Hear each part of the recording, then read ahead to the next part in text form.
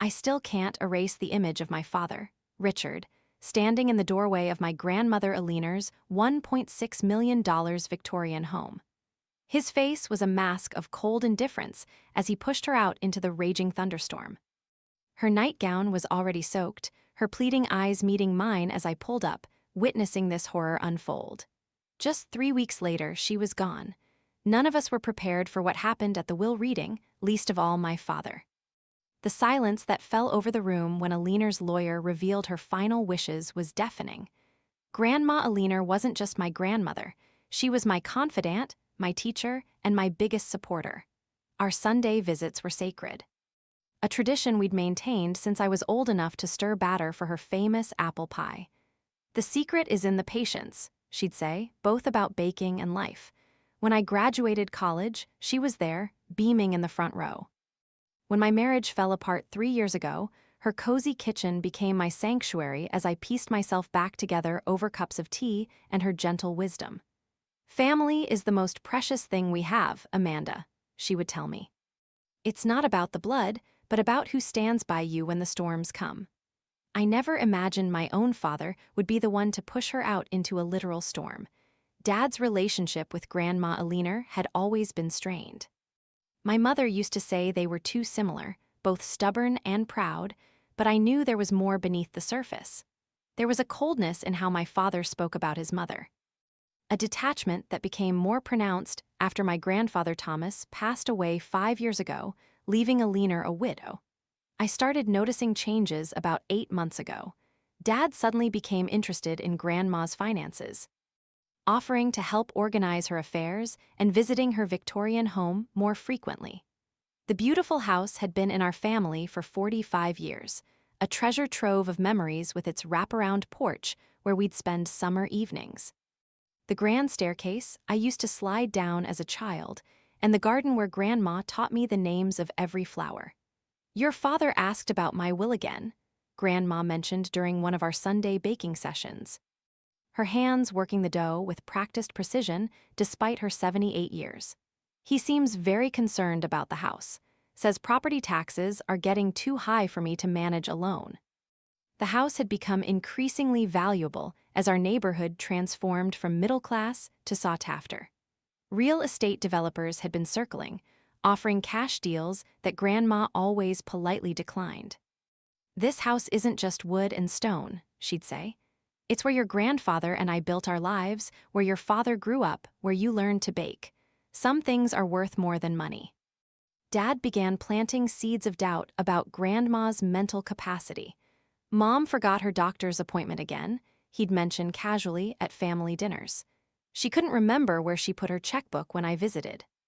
Little comments that built a narrative of a declining elderly woman, despite the sharp, witty grandmother I saw every week who still completed the New York Times crossword in pen.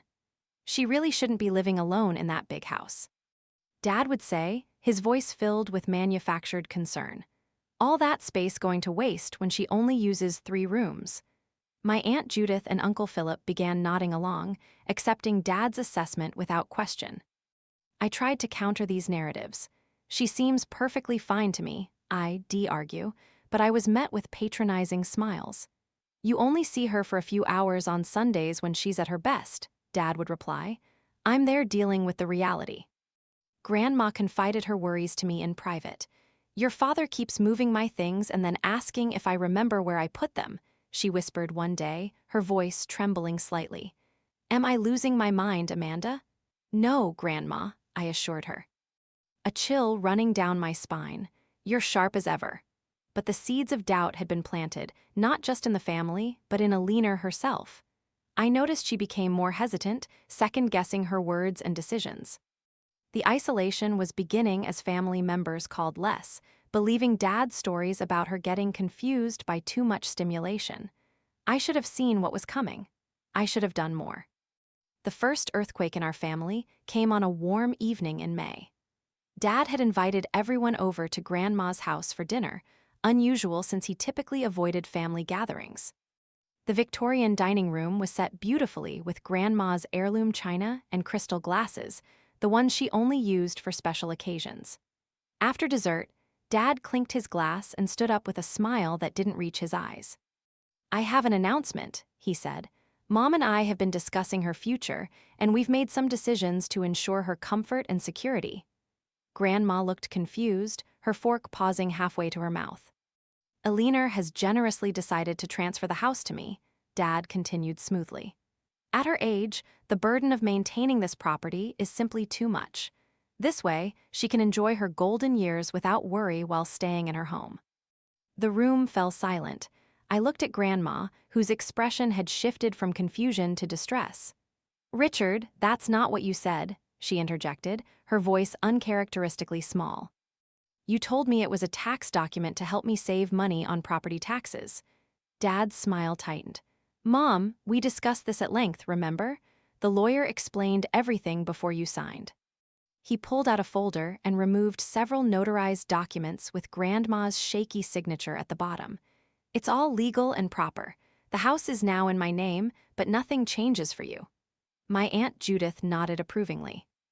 "That makes sense. It's for the best, Mom." I couldn't believe what I was hearing. "Grandma, is this what you wanted?" I asked directly. Before she could answer, Dad interrupted. "Amanda, this isn't your concern. This is between Mom and me." After dinner, I found Grandma in the kitchen, hands trembling as she washed dishes she normally would have left until morning. "I never meant to sign away my house," she whispered, tears in her eyes. "He brought over a notary and so many papers. He said it was to avoid probate and save on taxes. I trusted him."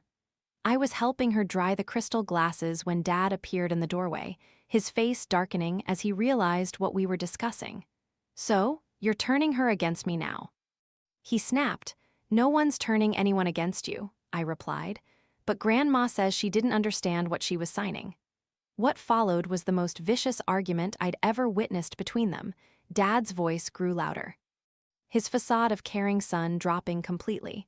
"You're becoming senile," he shouted at his mother. "This is exactly why I needed to take control. You can't manage your own affairs anymore." Grandma drew herself up to her full height, dignity intact despite her tears. "This is my home, Richard. You tricked me." Dad's face contorted with anger. "Your home, the home you always loved more than me, the home you and Dad never thought I was good enough for." Old resentments bubbled to the surface, decades of bitterness finally exploding. He stormed out, slamming the door, leaving Grandma sobbing in the kitchen. The next morning, I called a lawyer specializing in elder law. He listened patiently as I recounted the events, his expression grim. "This sounds like a classic case of undue influence, possibly elder abuse," he said. "If your grandmother was coerced or didn't understand what she was signing, we might have grounds to challenge the transfer, but it will be an uphill battle against a notarized document." He advised me to gather any evidence of Dad's manipulative behavior, any witnesses to Grandma's confusion, and to encourage Grandma to seek independent legal counsel immediately. I tried. I pleaded with Grandma to see a lawyer to fight this, but the argument with Dad had broken something in her. She retreated, her vibrant spirit dimming. "What's the use?" "Amanda," she'd sigh, "he's my son, he'll always win." The family, already swayed by Dad's narrative, saw her withdrawal as further proof of her decline. Aunt Judith and Uncle Philip now openly supported Dad, echoing his claims that he was simply protecting Alina. Then came the storm. A fierce summer squall hit our town, bringing torrential rain and powerful winds. I was driving home when I saw my father's car parked haphazardly outside Grandma's house. A knot of dread tightened in my stomach. As I pulled up, the scene unfolded before me like a nightmare. Dad, his face a mask of fury, was pushing Grandma out the front door. She was in her nightgown, already drenched, her frail body buffeted by the wind and rain. "Get out," he screamed, his voice barely audible over the storm. "You're not welcome here anymore. This is MY house." Her eyes met mine, wide with terror and betrayal, as she stumbled onto the porch. My heart shattered. I slammed on the brakes, jumped out of my car, and ran towards her. "Dad, what are you doing?" I yelled, shielding Grandma with my body. He ignored me, his gaze fixed on her. "You signed it away, old woman, now leave." I helped Grandma into my car, her body shivering uncontrollably, her face pale and drawn. I drove her straight to the emergency room. The doctors diagnosed severe hypothermia and pneumonia. Her condition was critical. As she lay in the hospital bed, hooked up to monitors, a wave of guilt washed over me. I should have done more. I should have fought harder. This was my fault. Dad, meanwhile, was nowhere to be found. He didn't visit, didn't call. He simply vanished, leaving me to bear the weight of Grandma's suffering alone. The hospital became my second home. I arranged to work remotely 3 days a week, spending every possible moment by Grandma's side as she drifted in and out of consciousness. The stroke had affected her speech and right side mobility, but her neurologist was cautiously optimistic about recovery with therapy. "Talk to her," the nurses encouraged. "She can probably hear you even when she seems unresponsive." So I talked. I read her favorite poems, described the changing season outside her window, and reminded her of happy memories from childhood. Sometimes I'd catch her watching me with clear, lucid eyes that told me she understood everything happening around her. On the 6th day, she spoke her first words since the stroke. "Amanda," she whispered, her voice raspy from disuse. "My strong girl." I burst into tears, holding her frail hand carefully between mine. "I'm trying to be Grandma, I'm fighting for you." Over the next few days, she began communicating more, though speaking clearly remained difficult. She would squeeze my hand once for yes, twice for no. The physical therapist taught me exercises to help her regain strength, and we worked on them diligently together. During one of these sessions, when we were alone, she beckoned me closer. "Need to tell you," she struggled with the words. "Important. Don't strain yourself, Grandma, we have time." She shook her head firmly. "No time, listen." With visible effort, she continued, "Michael Brennan, my real attorney, call him." "Michael Brennan," I repeated, "not Gerald Hoffman." Her expression darkened at Hoffman's name. "Never my lawyer." "Michael, 40 years, has instructions." Before I could ask more questions, her nurse entered to administer medication, and Grandma closed her eyes, the effort of communication having exhausted her. That night, I searched for Michael Brennan. Finding a small elder law practice across town, I left a message, explaining who I was and that Alina Mitchell had asked me to contact him. The next morning, Grandma's condition suddenly deteriorated. Her breathing became labored, her oxygen levels dropping despite supplemental oxygen. Tests revealed a pulmonary embolism, a blood clot in her lungs, a known complication of stroke and immobility. The ICU team worked frantically to stabilize her, but the prognosis turned grim. The attending physician took me aside, his face solemn. "We're doing everything we can, but your grandmother's condition is critical. I suggest you contact any family members who would want to say goodbye, just in case." The next 24 hours passed in a haze of medical interventions, hushed conversations with doctors, and revolving visits from family members. Dad appeared briefly, performing the role of grieving son perfectly for the hospital staff before telling me in a harsh whisper, "This wouldn't have happened if you hadn't stressed her with your accusations." By the following evening, the medical team had done all they could. Grandma's systems were failing. I sat beside her, holding her hand as the monitors beeped softly in the background. Her eyes fluttered open. "Amanda," she whispered, her voice barely audible. "Promise." "Anything, Grandma? Truth will come out. Stay strong. Love you." These were Alina Mitchell's last words. She passed peacefully at 3:17 a.m. with me by her side, my tears falling onto our clasped hands. The grief was overwhelming, a physical weight crushing my chest. I'd failed her, failed to protect her from Dad's machinations, failed to restore her home before she died, failed to give her the peaceful final year she deserved. Dad took control of the funeral arrangements immediately, brushing aside my suggestions with dismissive efficiency. "As her son, this is my responsibility," he declared. "I know what Mom would have wanted." He didn't. The funeral he arranged was everything Grandma would have hated: formal, impersonal, with an expensive closed casket she would have found wasteful. The minister barely knew her, speaking in generalities about a life well lived, without any of the specific stories that made Alina who she was. I sat in the front row, numb with grief and anger, watching family members who had believed Dad's lies wiping away tears that felt too little, too late. Dad himself delivered a eulogy praising my beloved mother's generosity and wisdom, the same mother he had thrown out into a storm just weeks earlier. When it was my turn to speak, I abandoned the polite remembrance I'd prepared and instead read a passage from Grandma's favorite book, one that spoke of courage in the face of injustice.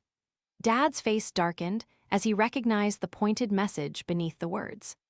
After the service, he pulled me aside, his public mask of grief momentarily slipping. "I'm putting the house on the market tomorrow. Don't think this changes anything." I felt something break inside me then. The last shred of hope that somewhere deep down my father had some redeeming quality I hadn't seen. There was nothing there but cold, hard greed. The will reading was held a week later at Michael Brennan's office. Dad, Aunt Judith, and Uncle Philip were there, along with a few other family members. The atmosphere was tense, thick with unspoken accusations and simmering resentment. Michael Brennan, a kind-faced man with a gentle demeanor, began to read Grandma's last will and testament. He started with the standard provisions, small bequests to various charities and distant relatives. Dad shifted impatiently, clearly waiting for the part about the house. Then, Michael cleared his throat. Now, regarding the primary asset, the property located at 142 Elmwood Lane, Dad leaned forward, a smug smile beginning to form on his lips. "It is Aliner's express wish that this property, her beloved home, be transferred to the Aliner Mitchell Community Center for seniors." The room erupted. Dad shot out of his chair, his face crimson. "What? That's impossible. She signed the house over to me months ago. I have the notarized documents." Michael Brennan held up a hand, his expression calm. "Indeed, Mr. Mitchell, your mother did execute a quitclaim deed transferring the property to you. However, she also executed a revocation of that deed, along with a new will. Just 2 days after that transaction, specifically stating her intention to leave the house to the community center." He then produced another set of documents, dated just 2 days after Dad's supposed transfer, bearing Grandma's clear, firm signature. "She contacted me immediately after realizing she had been misled. She was very distressed, Mr. Mitchell, and made it clear that the previous transfer was not her true intention." Dad stood there, stunned, his jaw slack. The silence that followed was deafening. Aunt Judith gasped, and Uncle Philip looked like he'd seen a ghost. Michael continued, "Furthermore, Aliner established an endowment for the center, funded by the sale of several investment properties she held, ensuring its financial stability. She also named Amanda as the executor of her estate and the director of the new center." He looked at me, a small, knowing smile on his face. "Aliner wanted you to fulfill her vision, Amanda." I felt a surge of emotions, shock, vindication, and a profound sense of awe for my grandmother's strength and foresight. She had known. She had fought back, silently, strategically. Even as her health failed, Dad, meanwhile, was sputtering, trying to regain his composure. "This is a fraud. She was senile. Amanda manipulated her." Michael Brennan's gaze hardened. "Mr. Mitchell, your mother was of sound mind when she executed these documents. We have multiple witnesses and medical evaluations to support this. Any attempt to challenge this will be met with the full force of the law, and I assure you, we have ample evidence of your undue influence and coercive behavior leading up to the initial transfer." Dad, defeated, sank back into his chair. The room remained silent, but this time it was a silence of stunned realization, not just for Dad, but for the entire family. They had believed his lies, and now the truth had been laid bare. After the will reading, Michael Brennan invited me to stay.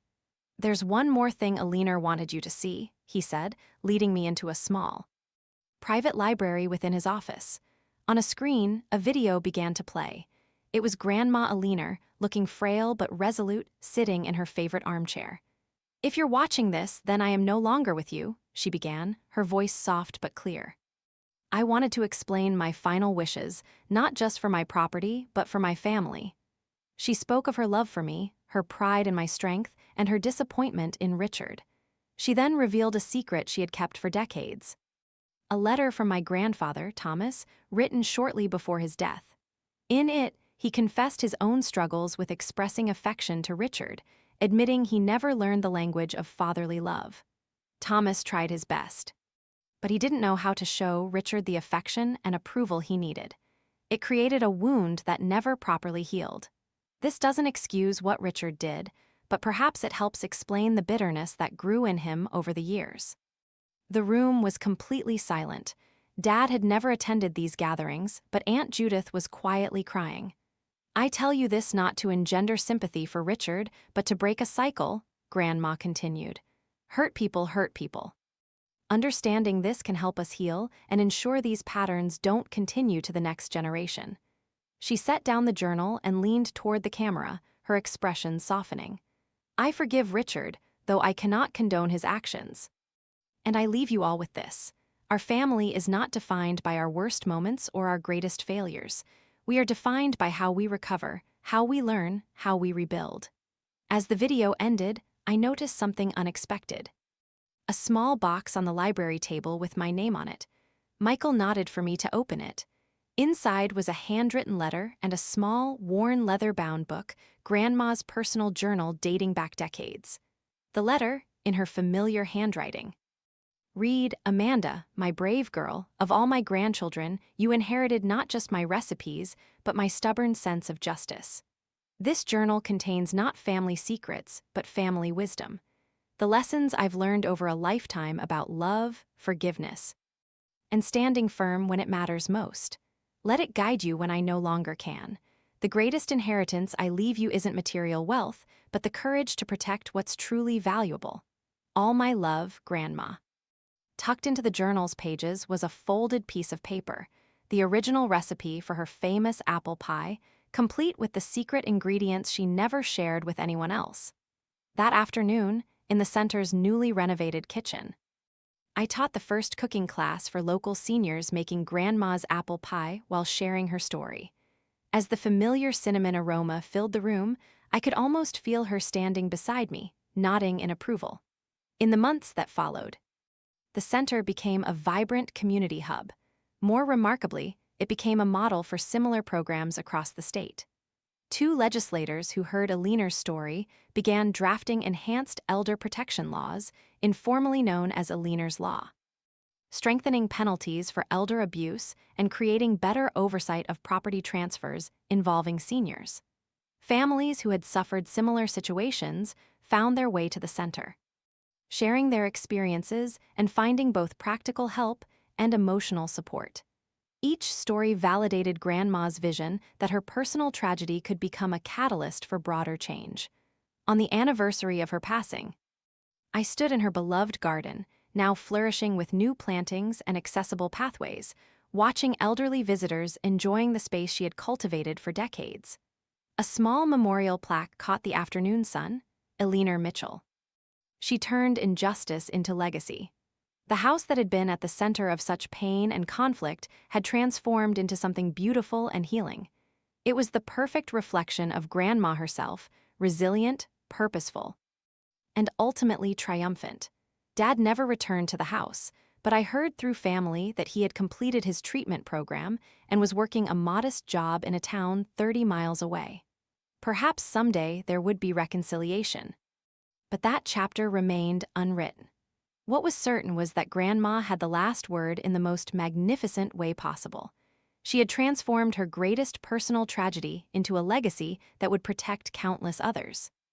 In her final act of wisdom, she showed us all that true justice isn't just about punishment, but about creating lasting positive change from the ashes of wrongdoing. Standing there in her garden, I finally felt peace. "Well played, Grandma." I whispered to the wind, "Well played."